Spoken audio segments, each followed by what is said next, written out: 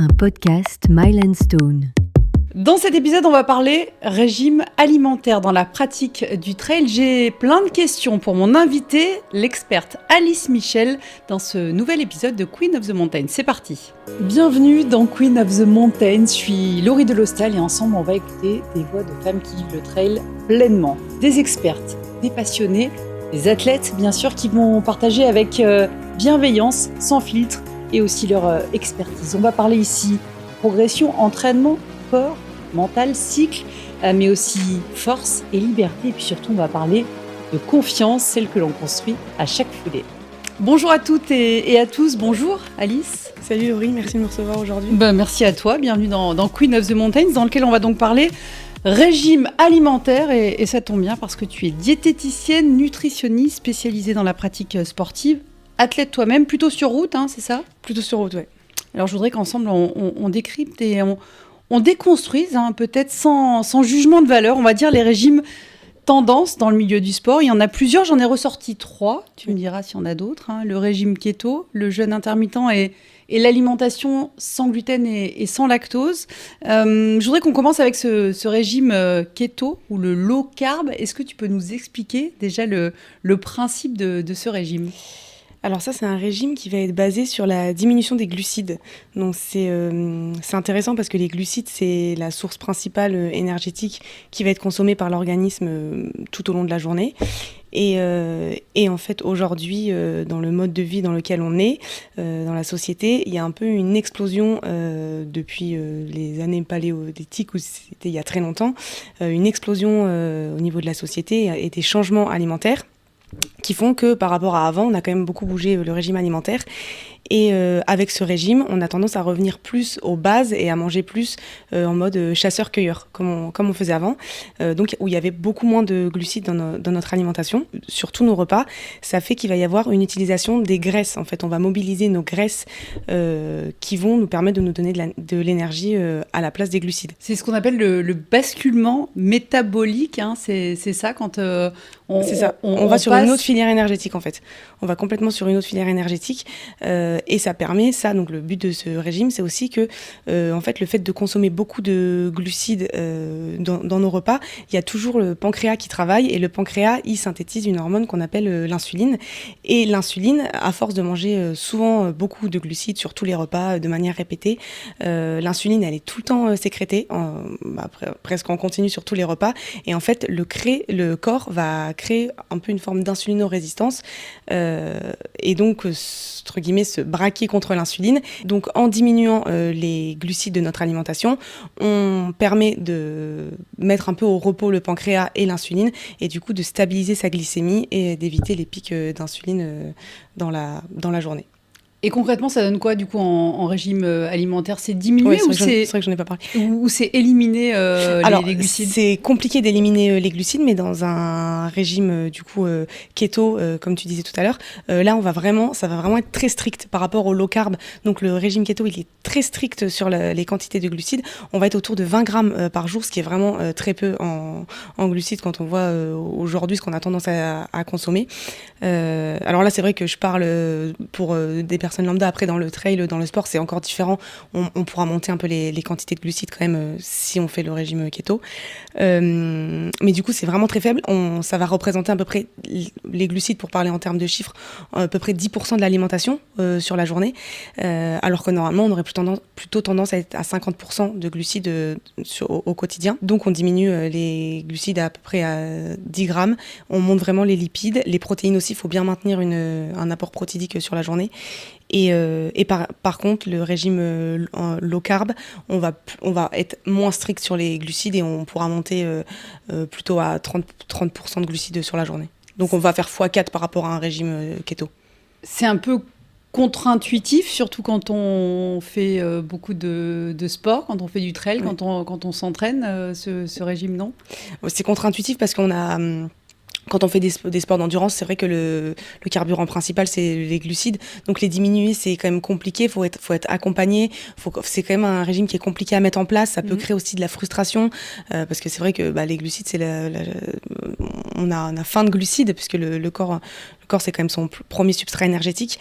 Donc c'est vrai que c'est contre-intuitif et pour le mettre en place, il faut vraiment être motivé. Et je pense que comprendre ce que ça représente au niveau métabolique, c'est important parce qu'au moins on sait pourquoi on le met en place et on comprend un peu les filières énergétiques, ce basculement justement vers l'utilisation des lipides, et que ça permet aussi de mettre un peu l'insuline au repos, quoi. Est-ce que c'est un régime que tu conseilles, toi, à certains et certaines ? Si on est bien accompagné, on peut le faire. Ça peut être intéressant, en effet, justement pour l'utilisation des filières énergétiques. Après, je ne conseillerais pas de le faire sur du long terme, hein. C'est vraiment sur quelques mois. On va dire 3 mois, c'est déjà beaucoup parce que aussi on consomme beaucoup plus de graisse. Donc beaucoup plus de graisse, c'est aussi le foie. Il ne faut pas non plus faire un foie gras à terme. Donc on peut le faire sur quelques mois, c'est intéressant. On voit comment on réagit, etc. Mais pas le faire tout le temps non plus, quoi. Le jeûne intermittent, maintenant, ça c'est un régime alimentaire dont on entend beaucoup parler en ce moment. Est-ce que tu peux nous présenter le principe ?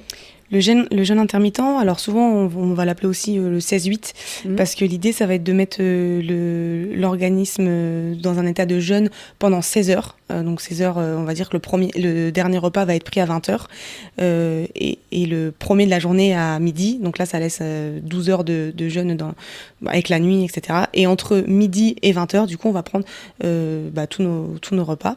Et l'idée, ça rejoint un peu aussi le régime keto, ça va être du coup d'éviter tout ce qui va être pic d'insuline et de mettre le corps dans un état de repos, et aussi au niveau digestif, que ça évite les grignotages, et le fait d'éviter les grignotages, ça évite les pics d'insuline, ça permet de stabiliser la glycémie, ça évite la prise de poids, donc c'est aussi ça qui est intéressant dans le jeûne intermittent, quoi. Ouais, c'est le fait de mettre au repos finalement son système digestif. Il a besoin d'être au repos aussi longtemps ? Alors en fait, le système digestif, il fonctionne tout le temps. Même quand on mange pas, il va y avoir des sécrétions enzymatiques qui vont se faire. Il est tout le temps en mouvement. Il y a des mouvements, on appelle ça le brassage au niveau de l'estomac, c'est le brassage gastrique. Au niveau de l'intestin, c'est le péristatisme. C'est le fait que ça fasse avancer le bol alimentaire dans le tube digestif. Donc tout ça, ça fonctionne en continu. Le fait de ne pas avoir d'aliments au niveau du tube digestif, ça permet de se nettoyer. Et ça va être un nettoyage du tube digestif, parce que du coup tous les restants de résidus et tout vont être éliminés de l'organisme. Et dès qu'on va reprendre un aliment, le corps ne pourra plus refaire ce complexe de nettoyage au niveau du tube digestif, quoi. Est-ce qu'on peut s'entraîner le matin, par exemple, pendant un jeûne intermittent ? On peut s'entraîner. Alors moi, je conseillerais pas de faire des séances, des séances avec l'intensité, ou même qui vont dépasser 1h10, 1h20, parce que là, pour moi, on commence à taper dans d'autres filières énergétiques où on va avoir besoin de faire un apport alimentaire. Mais par contre, aller faire des footings, surtout des personnes qui ont déjà fait et qui ont l'habitude, peuvent en effet aller faire des footings de 45-50 minutes en jeûne intermittent, s'ils ont l'habitude, s'ils l'ont déjà fait. Et aussi, ce qu'on peut faire en jeûne intermittent, au niveau des boissons, on peut boire, hein. Donc on peut prendre de l'eau, on peut prendre des thés, des tisanes, des infusions, du café, mais tout ça sans sucre, parce que si on met du sucre dans les boissons, ça perd tout l'intérêt du jeûne intermittent, quoi. Donc faire du sport, oui, mais pour moi pas avec de l'intensité, et pas non plus sur des trop grandes distances et une durée qui est trop longue. Le troisième régime alimentaire que je citais, c'est l'alimentation sans gluten et sans lactose. Alors, et ou sans lactose, hein. D'ailleurs, déjà, peut-être qu'on peut expliquer la distinction entre ceux qui font ça pour des vertus thérapeutiques et puis ceux qui font ça par confort ou conviction, on va dire. Ouais. Dans un premier temps, du coup, au niveau de l'éviction thérapeutique, là, on va dire que c'est indispensable pour la personne, parce que c'est vraiment le corps qui va rejeter des personnes qui vont consommer du gluten, qui sont du coup intolérantes au gluten, maladie cœliaque. En fait, le gluten va abîmer ces microvillosités, et du coup, au niveau absorption intestinale, ça peut créer des carences, des anémies, même des micro-saignements, et ça va aussi faire des douleurs, vraiment des douleurs importantes. Donc là, les personnes là, ça va être vraiment éviction totale du gluten. Donc ça, c'est les personnes qui sont cœliaques, ça c'est d'un point de vue thérapeutique. Et après, il y a des personnes qui ont des plutôt convictions et qui vont qui vont ressentir des bienfaits et des diminutions de certains symptômes, de ballonnement, peut-être moins de diarrhée, le fait d'enlever le gluten de leur alimentation. Mais c'est pas thérapeutique, c'est plus des convictions, c'est des choix, ça peut être aussi des fois des effets de mode, on veut tester des choses. Et ce qu'il y a aussi là-dedans avec le fait d'enlever le gluten par choix, on peut ressentir des bienfaits, mais aussi parce que du coup on va consommer moins de produits ultra transformés. Le fait on va se rendre compte qu'il y a beaucoup de produits qui contiennent du gluten, et quand on commence à faire attention à ça, et qu'on regarde la composition de certains aliments, en fait ça retire beaucoup de choses de l'alimentation. Et le fait d'arrêter tout ça, en fait c'est pas vraiment le fait d'arrêter le gluten en soi, c'est vraiment le fait d'arrêter tous les aliments ultra transformés, de consommer aussi moins de viennoiseries, pâtisseries, tout ça qui ont aussi des matières grasses dedans, pas que le gluten. Donc il y a moins de grignotage aussi parce qu'on fait plus attention en fait. Il suffit de faire le test pour se rendre compte effectivement quand on enlève le gluten, il y a plein d'autres choses qui partent. C'est ça en fait, il y a plein de choses qui partent, et donc c'est pas que le gluten pour les. Mais c'est intéressant de le faire sur 3 jours, d'essayer de se dire j'arrête le gluten, et on voit vraiment qu'il y a énormément de produits qui contiennent du gluten. Des fois on va prendre une sauce industrielle, on regarde la composition, il y a du gluten dedans, on ne sait pas pourquoi, c'est une sauce tomate quoi. Donc ça peut être intéressant de le faire aussi pour voir ça quoi. Le lactose, rien à voir. On associe souvent le sans gluten et le sans lactose, alors que c'est pas forcément c'est pas la même chose. Quoi. Non, c'est pas la même chose. Le lactose, donc le gluten déjà c'est une protéine, alors que le lactose ça va être un sucre. Et en fait le lactose, ce qu'il y a au niveau, c'est aussi au niveau de l'intestin grêle. Il y a beaucoup de choses qui se passent au niveau de l'intestin grêle. On va manquer d'une enzyme qu'on appelle la lactase. C'est ça qui va créer des problèmes digestifs, qui va faire mal au ventre, qui va créer des diarrhées, des ballonnements. Donc ça peut être un déficit au niveau enzymatique, plutôt que là une maladie auto-immune comme avec le gluten. Et là aussi, ça peut être intéressant de tester, quand on a des petites problématiques, de tester le sans lactose, même si là aussi, c'est pas évident. Après, le sans lactose, il faut aussi faire attention. Des fois, quand on se dit qu'on a des problèmes au niveau de l'absorption intestinale du lactose, ce qui est un vrai problème, mais le fait de le couper complètement en fait, de l'alimentation fait qu'en fait, quand on va vouloir le réintroduire, on aura encore moins l'enzyme, parce qu'en fait, le microbiote intestinal se fait aussi en fonction de ce qu'on mange. Donc si je coupe complètement le lactose demain de mon alimentation, quand je vais vouloir le réintroduire dans 3 mois, en fait j'aurai vraiment plus du tout l'enzyme de la lactase, et là j'aurai encore plus mal, et je vais me dire ah oui mince, j'ai vraiment un problème en fait, je peux vraiment pas tolérer le lactose dans mon alimentation, alors que quand même garder des petites quantités de temps en temps fait que l'enzyme de la lactase reste quand même reste présente dans l'organisme, et ça évite quand on veut le réintroduire plus tard de vraiment plus pouvoir le digérer et plus du tout tolérer le lactose quoi. Est-ce que tu travailles avec ce genre de régime alimentaire avec tes clientes ?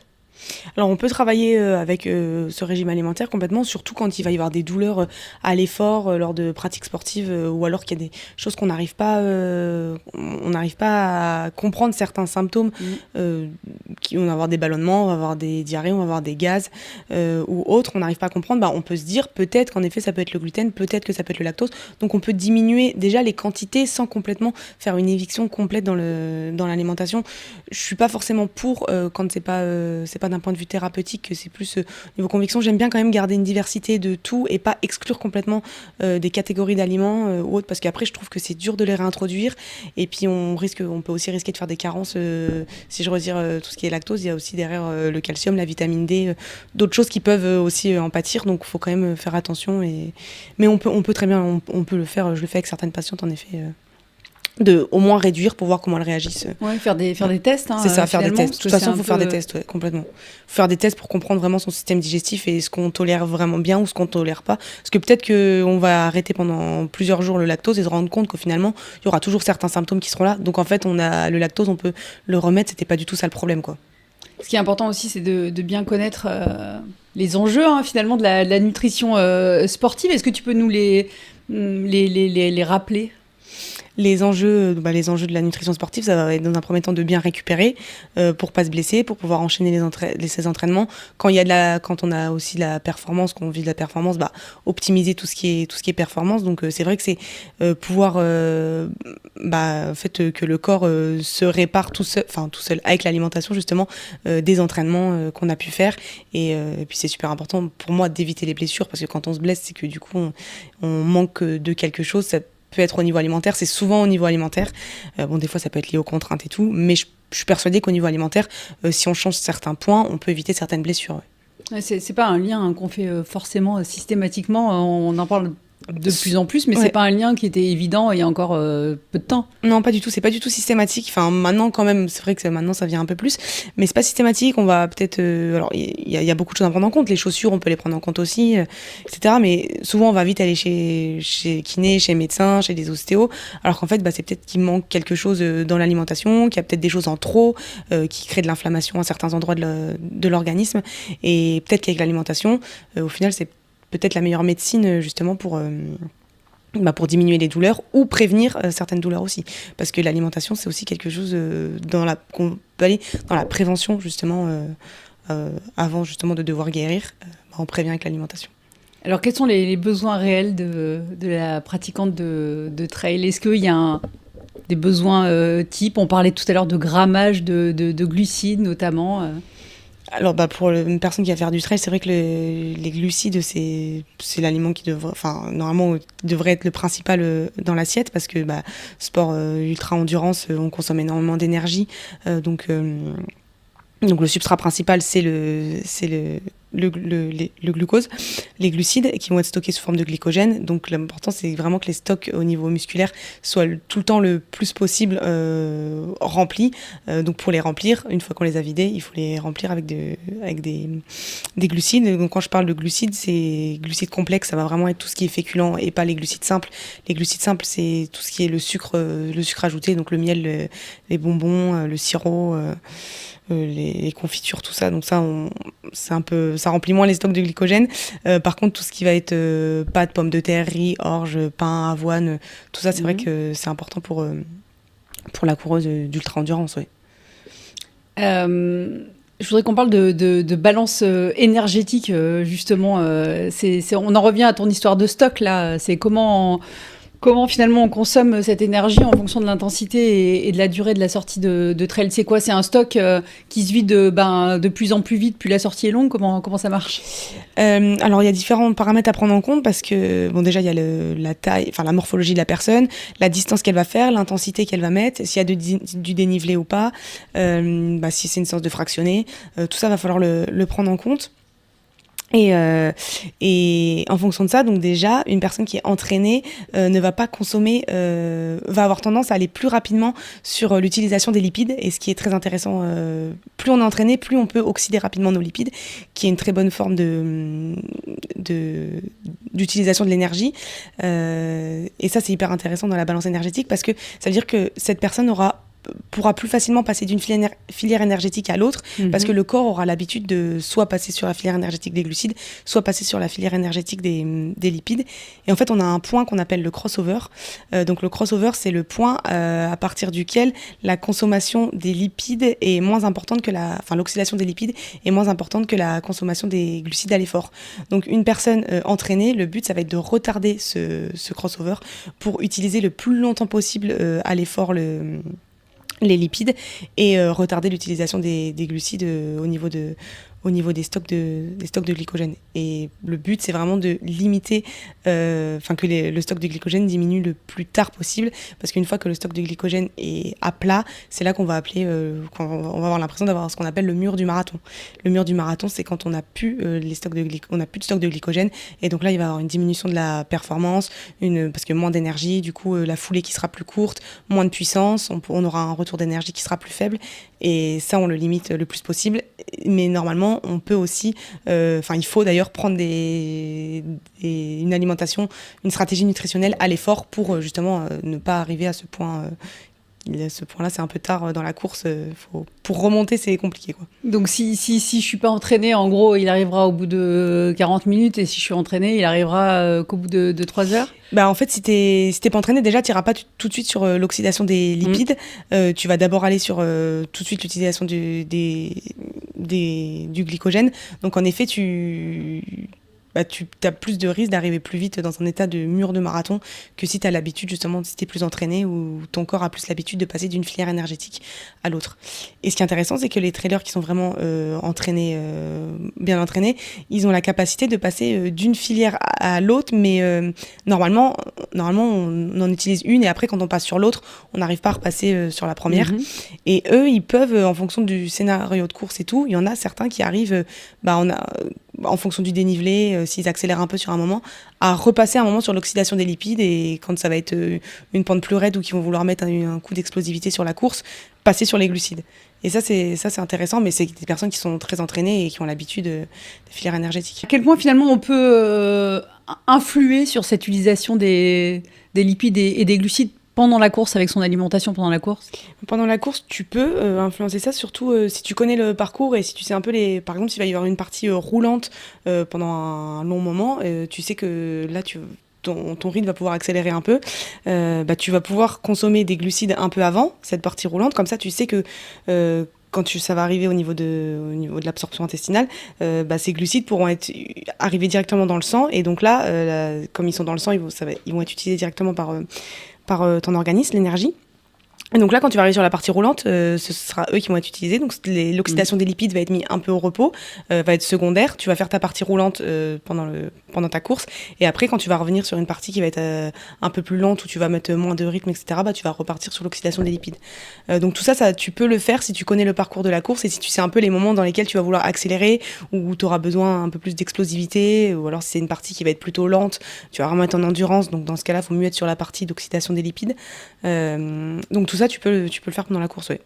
Toi, tu aides les gens que tu accompagnes à mettre en place comme ça des stratégies dans les courses. Ouais, c'est le but en fait, c'est que la stratégie nutritionnelle soit vraiment au point pour que ce soit réfléchi en amont, et comme ça le jour de la course, c'est un stress en moins quand même de se dire qu'est-ce que je dois manger, parce que là je vais arriver au sommet de je ne sais quel col, et en fait j'ai pas du tout réfléchi à ce que j'allais manger. Je vais faire une hypo 20 minutes après parce que j'ai pas pris ce qu'il fallait au niveau de glucides, ou au niveau des protéines, au niveau des lipides, alors que si tout est réfléchi avant, c'est quand même un stress en moins, et aussi ça évite tout ce qui est troubles digestifs, parce que l'idée c'est aussi de le tester en amont sur les entraînements. Moi j'aime bien que tout ce qui est fait le jour de la course, on ait quand même testé l'alimentation d'avant-course, qu'on l'ait testé sur les entraînements, pour être sûr que ce soit facilement, que ce soit digeste pour le coureur, et pas avoir des troubles digestifs à mi-course. C'est un peu dommage parce que ça gâche quand même pas mal de courses, tout ce qui est diarrhée ou problèmes digestifs pendant, quoi. Oui, sachant qu'avec la blessure, c'est le principal stress du coureur ou de la coureuse aujourd'hui, le trouble digestif. Ouais, complètement. Alors que c'est quelque chose sur lequel je pense qu'on peut travailler à l'entraînement, puisque on s'entraîne, on fait les séances et tout. Donc arriver sur une course, on sait qu'elle va être longue et on n'a pas du tout réfléchi à la stratégie nutritionnelle. En fait, c'est dommage parce qu'on a mis beaucoup d'énergie dans l'entraînement et on n'a pas fait un pilier hyper important qui est l'alimentation. Et on sait maintenant que sur des épreuves d'ultra-endurance, c'est primordial de passer par une stratégie nutritionnelle. Ouais, sachant que c'est quelque chose qui a évolué ces dernières années.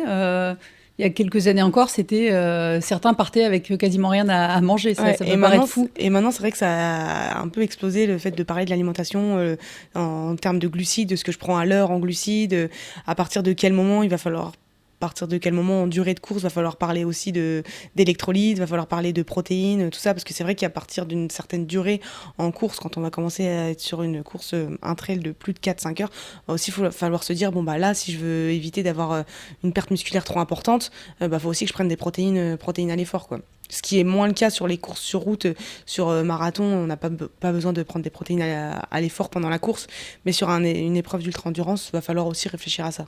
Alors, concrètement, ça veut dire quoi? Par exemple, sur une épreuve d'ultra-endurance, je ne sais pas, on part pour 80, pour 100 km. Ça veut dire que c'est quoi les besoins d'une coureuse un peu classique pour une course de cette distance? Alors, ça va dépendre de ce qu'elle tolère en glucides, parce qu'on parle aussi de tolérance à l'effort quand on s'entraîne. Donc, en général, on parle de 60 grammes de glucides à l'effort. Si on est entraîné. Après, l'idée, c'est qu'on peut monter plus de glucides encore, mais il faut vraiment être entraîné à ça et que le corps puisse le digérer. L'idée, c'est de faire 60 grammes de glucose, et après, on peut passer sur du fructose, parce qu'il y a aussi 30 grammes de fructose pour monter à 90 au total, parce qu'au niveau de l'absorption intestinale, le corps, l'intestin ne peut pas absorber sur une heure d'effort tant de glucose, alors que si on met un peu de fructose, il pourra absorber les deux, quoi. Donc l'idée, c'est aussi de varier aussi les sources de... Mais ça, on peut vraiment s'entraîner, parce que ça, c'est vraiment un sujet qui revient beaucoup aujourd'hui. En gros, plus on arrive à absorber des glucides, et on le voit notamment en cyclisme, plus on est performant. Mais faut vraiment entraîner son corps. Ouais, faut vraiment l'entraîner parce qu'en fait, sinon, dans un cas, si on n'en prend pas assez, on risque de faire une hypoglycémie. Et si on en prend trop, à l'inverse, en fait, il risque d'avoir de l'eau, donc du sang, enfin du corps, qui va sortir pour aller dans ce qu'on appelle la lumière intestinale, donc c'est le tube digestif, pour aller diluer cet excès de sucre qui est dans l'intestin. Et ça peut créer des diarrhées ou des problèmes gastriques, ce qu'on disait tout à l'heure, quoi. Et en plus, ça peut créer un état de déshydratation pour l'organisme, puisqu'on perd de l'eau. Et c'est pas du tout l'idée. Justement, quand on va prendre des sucres à l'effort, faut aussi le coupler avec de l'eau pour que ça dilue dans le tube digestif et dans l'intestin. Donc tout ça se réfléchit, ça se travaille en amont. Et la tolérance à l'effort des glucides, elle est super importante. Faut pas, comme dans beaucoup de choses, faut pas être dans un excès, donc pas assez ou trop non plus, quoi. Et ça veut dire que, je fais une petite parenthèse là-dessus, mais ça veut dire que dans les semaines, dans les mois avant, comment on introduit, à quelle quantité on introduit des glucides à l'entraînement au fur et à mesure? On teste. Quelqu'un qui n'a jamais pris de glucides à l'effort, on va commencer par, on va pas directement aller à 60 grammes de glucides sur l'heure. On va commencer par un gel. Donc un gel en général c'est entre 20 et 25 grammes. Et on va monter progressivement. Donc tout se fait dans la progressivité. Et puis on va faire sur plusieurs sorties. On va pas faire que sur la sortie longue. En général c'est le dimanche la sortie longue. On va pas faire que sur le dimanche de la sortie longue. Le mercredi pareil, si c'est plus long, la personne va aussi sortir 2 heures, 2 heures et quart, je ne sais pas, là aussi on va introduire un gel ou des sucres à l'effort pour entraîner le plus possible jusqu'à la course, quoi. Et que le corps soit habitué. Il faut habituer le corps tout le temps. Donc on monte et à un moment, quand on a réussi à monter à 60 grammes, moi je trouve que c'est déjà bien quand on arrive à monter à 60 grammes. Ça dépend du profil de la personne, mais une personne qui est entraînée, on essaiera de monter encore un peu plus, et aussi en fonction de la température extérieure, on voit si on peut monter plus ou pas, quoi. Donc là, on revient sur notre course, on a nos glucides, oui. Et le reste après alors? Le reste, alors on peut aussi passer sur des électrolytes. Donc le glucide, ça peut être aussi des boissons d'effort. C'est pas que des gels ou des pommes potes, ça peut être une boisson d'effort. Des électrolytes aussi, quand c'est un effort qui est long, les personnes s'il fait chaud dehors, parce que les électrolytes vont contenir beaucoup de sels minéraux et c'est ce qu'on va perdre avec la transpiration. Donc quand il fait chaud, je conseille aussi quand même de mettre une flasque avec des électrolytes. Ça permet de reprendre du magnésium, du potassium, du calcium, du phosphore, enfin plein de choses qui vont être dans les électrolytes. Donc ça sur un effort long. Après on avait les protéines aussi. Les protéines, on va pouvoir aussi en prendre. Ça va être surtout pour éviter la fonte musculaire à l'effort et du coup que les muscles s'affaiblissent. Parce qu'à un moment, si l'effort est trop long et qu'on a utilisé tous les glucides et si jamais on utilise tous les lipides aussi, on va aller le muscle va aller s'auto-manger. Donc on va manger ses propres protéines pour faire de l'énergie. Mais là on est dans un système où on sera plus non plus performant ou autre, donc pour éviter ça on va mettre des protéines à l'effort, donc sur un effort qui va durer à partir de 4 heures d'effort, moi je conseille de mettre des protéines à l'effort. Et ça, donc on peut anticiper, hein, c'est pas parce que c'est pas au bout de 4 heures qu'on met des protéines, c'est si on sait que l'effort va durer 4 heures, 4 heures et demie, on peut déjà en mettre au bout d'une heure et demie, 2 heures de course, quoi. Faut anticiper. Et sous quelle forme du coup?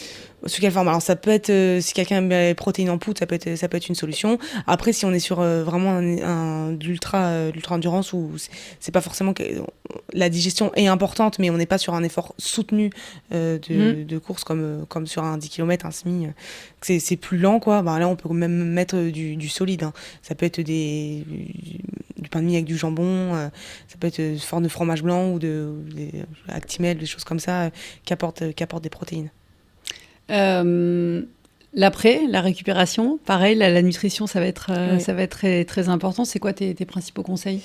Alors pour l'après, moi c'est vraiment les protéines que je pense qu'il faut vraiment faire un accent particulier dessus, parce que les protéines vont permettre de construire et aussi de réparer toutes les micro-lésions qu'il y a eu au niveau des fibres musculaires. Donc c'est important de les réparer tout de suite pour moi. Les stocks de glycogène pourront se faire un peu plus tard, parce qu'on n'en aura pas besoin tout de suite après la course. On va pas repartir, sauf si ça dépend encore du format de course. Si c'est des courses sur 5 jours où il y a une course, dans ce cas-là, ce sera différent. Mais là, c'est si on a fait notre gros objectif, on a fait la course et qu'après on est en récup pendant une semaine, la priorité l'accent va se mettre sur les protéines, pardon. Et après, on refera les stocks de glycogène. Mais dans un premier temps, on va vraiment faire attention aux protéines. Donc protéines, c'est tout ce qui est viande, poisson, œufs. Dans le fromage blanc, on en trouve aussi. Et on va essayer de faire des protéines de bonne qualité, donc c'est-à-dire des protéines qui sont maigres. Donc soit on part avec un shaker, donc ce qui est ce qui est la facilité souvent, parce qu'en plus, elle s'absorbe facilement puisque c'est sous forme de boisson. Et si on fait sous forme de solide, dans ce cas-là on va prendre plutôt ce qui est maigre, donc des viandes blanches, des poissons blancs, des œufs, tout ça, ça va être mieux que que des poissons gras ou des viandes grasses, les viandes rouges souvent, parce que justement avec le gras ça va créer aussi au niveau digestif une diminution de l'absorption intestinale. Il y a un enjeu qui est important chez les femmes, hein, notamment qui font du trail, c'est de s'alimenter assez. Ça, c'est quelque chose que tu constates, que parfois, on ne s'alimente pas assez par rapport à l'effort consenti. Souvent, en fait. Honnêtement, souvent. Hein. Je sais pas, alors c'est vrai que l'alimentation fait peur parce qu'il y a beaucoup de problèmes digestifs. Et il y a toujours l'aspect du poids aussi dans le sport, où on a tendance à se dire... souvent on va se dire on mange moins, on est plus performant en route, mais même avant, hein. Mais c'est vrai que sur le moment de la course on a besoin d'énergie, en fait le corps peut pas fonctionner, c'est son carburant principal, c'est l'énergie, donc si on lui apporte pas ça, des glucides ou des protéines, on sera moins performant, c'est un fait en fait.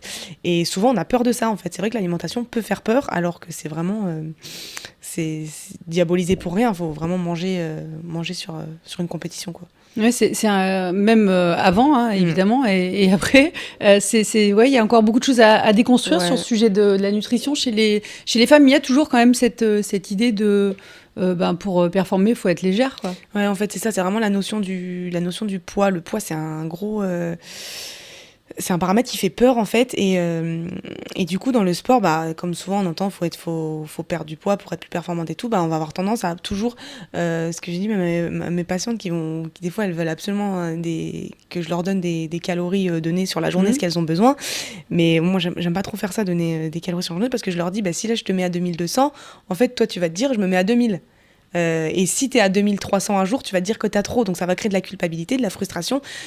Et c'est pas l'idée, parce que l'alimentation, c'est mieux que ce soit intuitif un peu, et qu'on mange vraiment selon ses sensations. Moi, je préfère aller sur ce terrain-là, et qu'on arrête de manger. C'est pas grave d'en laisser dans l'assiette si on a plus faim. C'est pas grave non plus d'en reprendre si on a encore faim. Ce qui est important, c'est vraiment la qualité nutritionnelle, en fait. C'est pas de manger des glucides. C'est pas ça qui va faire grossir. C'est tout ce qu'on va mettre dedans, les ajouts de crème, de fromage, etc. C'est tout ça qui peut être un peu décrié.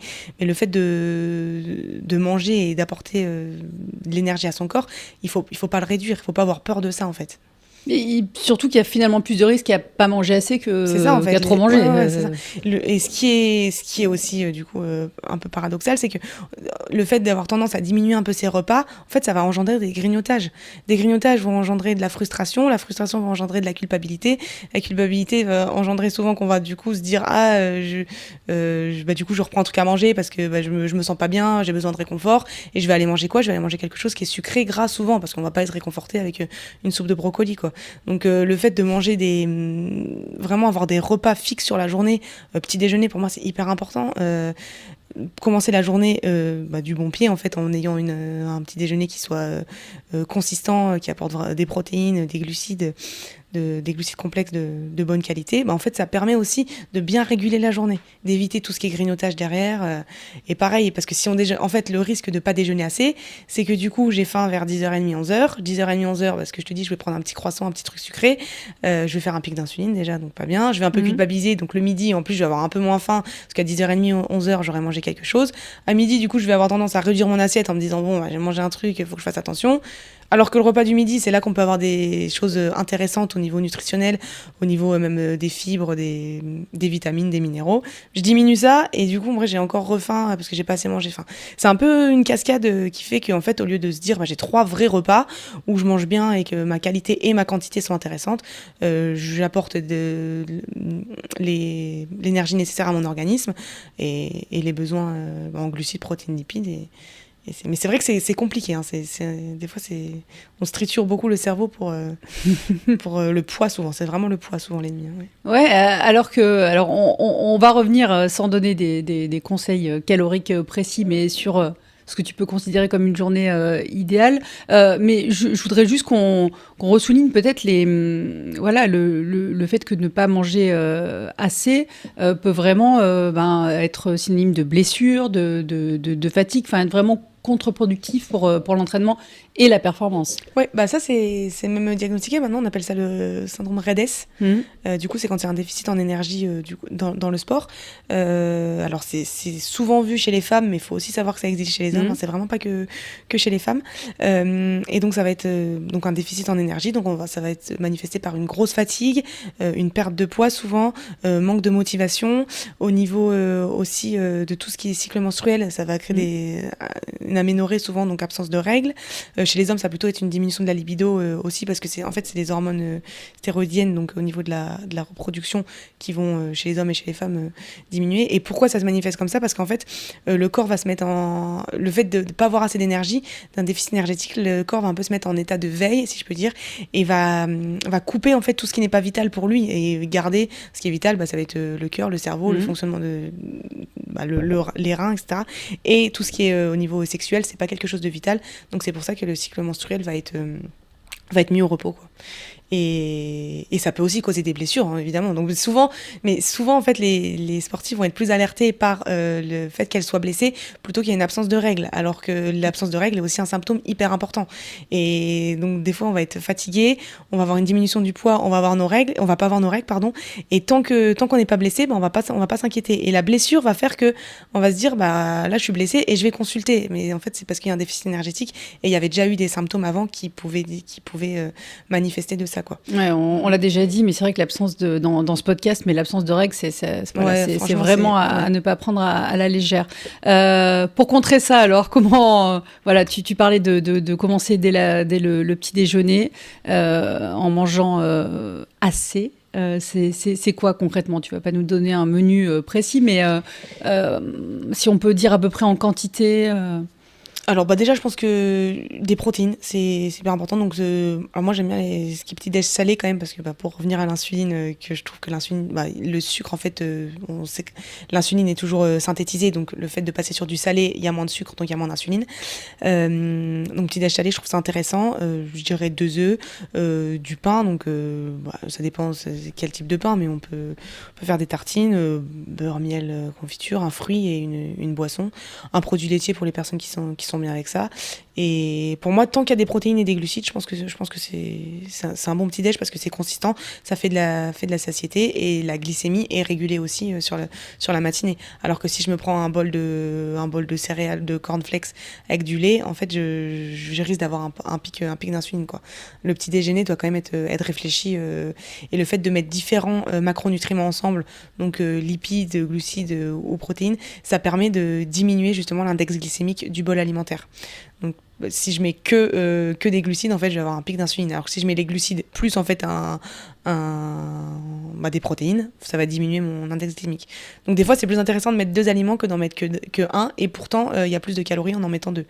Mais encore une fois, les calories, des fois, faut plus réfléchir à comment je le mets plutôt que se dire je diminue, quoi. Donc ça pour les petits déjeuners. Après ça dépend, là ce que je dis c'est vraiment des conseils généraux, parce que ça dépend aussi de la quantité de sport dans la journée. Si quelqu'un a vraiment une quantité très importante de sport, on pourra remettre une petite collation dans la matinée. Oui, si on va s'entraîner ensuite et qu'on a pris son petit déjeuner très tôt, ça a du sens de reprendre une collation. Pour moi, c'est tant que c'est réfléchi et anticipé, parce que le risque en fait, c'est que si ce n'est pas réfléchi et anticipé, on se dirige vers des aliments qu'on n'avait pas prévus en fait, et c'est là qu'il y a des risques de grignotage trop sucré, trop gras. Alors que si je sais que je vais avoir une matinée qui est chargée, je déjeune, je vais courir après, et mon repas du midi ou mon déj il est tard. En fait, si j'ai anticipé de mettre des graines oléagineuses avec je sais pas une tranche de pain, en fait ce sera sain. Donc il y aura pas de problème. Si je l'ai pas anticipé, je risque d'avoir des grignotages, et là c'est moins intéressant du coup d'un point de vue nutritionnel. Donc ça, c'est selon le profil de la personne. Mais si on revient en plus lambda, ce sera un petit déjeuner, un repas du midi. Donc repas du midi, pareil, traditionnellement on a tendance à diviser l'assiette en 3, donc un tiers de glucides complexes, un tiers de légumes et un tiers de protéines. Ça c'est complexe. Alors après, avec une petite crudité, soit en entrée, soit en dessert, un fruit cru, un produit laitier si on veut. Une collation, c'est pour les personnes qui ont appris à 16 heures. Et Un goûter. Un goûter, ouais, voilà. Et le soir, on peut faire à peu près similaire au déj du midi. Et souvent, il y en a qui aiment bien diminuer un peu les glucides le soir. C'est vrai que ça, c'est des choses que je vois beaucoup. Mais du coup, j'ai tendance, moi, à les remonter un peu le midi pour quand même avoir les quantités de glucides nécessaires dans la journée, quoi. Et c'est pas grave si on le sent de manger ses glucides le soir, pour le coup. C'est pas grave de manger De manger ses glucides le soir si on en a envie. non, c'est pas grave, non, c'est pas grave. Est-ce qu'il faut se faire aider ? Tu vas me dire que oui, c'est ton travail, mais c'est à la fois ça paraît simple quand tu le dis comme ça, mais c'est pas évident en fait à planifier et de savoir si on mange assez, tout ce qu'il faut. Non, c'est compliqué parce qu'en plus, la société fait aussi que, tu vois, quand je suis venue, c'est vrai qu'il y a des petits restos partout, on a envie d'acheter à Paris, il y a beaucoup de boulangeries aussi, donc il y a beaucoup de choses qui donnent envie. Donc c'est vrai qu'il faut assez structuré quand même dans son alimentation. C'est bien d'être suivi, oui, parce que du coup, ça permet d'avoir des repères, de pouvoir répondre aux questions, parce que en fait, on a tous des histoires différentes avec l'alimentation, avec la nutrition, on a tous des idées différentes, tous des convictions différentes aussi, des histoires différentes et des habitudes alimentaires qui varient d'une personne à l'autre. Donc le fait de se faire accompagner, se faire aider, c'est aussi avoir une écoute et pouvoir un peu aiguiller là où c'est le mieux pour la personne, en évitant tout ce qui est déficit ou tout ce qui est excès aussi, parce qu'il faut faire attention à pas tomber d'un côté ou de l'autre. Le trop peu n'est pas bon, mais le trop en excès n'est pas bon non plus. Donc il faut trouver le juste milieu de ça et avoir un professionnel de santé pour le faire, c'est toujours mieux que d'essayer seul. Ouais, parce qu'on observe aussi beaucoup de troubles du comportement alimentaire c'est ça, ouais. chez les sportifs. Toi, c'est quelque chose que tu observes ? Et il y en a beaucoup, de troubles du comportement alimentaire, il y en a quand même beaucoup, hein. Et ça, c'est vraiment le fait de vouloir aussi contrôler. Plus on est dans le contrôle, plus aussi on risque de tomber dans les troubles du comportement alimentaire. Parce que je disais, l'excès d'un des deux côtés n'est jamais bon. Et je trouve que même, on a tendance, même avec les applications maintenant, à vouloir calculer les calories, à noter tout ce que je rentre dedans, à peser tous les aliments. Ça, en fait, on rentre dans un cercle où on y pense tout le temps, toute la journée. Et l'alimentation, c'est des choses, la nutrition, on en parle tout le temps, on va dire tu manges quoi ce midi, ce soir tu vas manger quoi. C'est des choses, c'est un sujet qui revient très souvent, qui est chez des gens, va rentrer dans un cercle, ça va devenir anxiogène en fait. Le fait de les gens qui vont avoir l'impression de perdre le contrôle dès qu'ils vont plus manger ce qu'ils ont prévu. Et là on rentre très vite dans des troubles du comportement alimentaire, des TCA. En général au début ça va se manifester par de l'anorexie, on va vraiment réduire une restriction alimentaire. On va voir qu'on perd du poids, donc ça fonctionne, ça va faire un sentiment de bien-être et d'accomplissement un peu. Ça valorise en fait de voir que ce qu'on fait, ça fonctionne. Sauf qu'après on a du mal à se dire là j'ai diminué je m'étais mis à 2000 calories, à 1800 je vois que je perds du poids. Personne va, enfin, il y a peu de gens qui vont se dire je remonte à 2000 pour essayer de stabiliser, quoi.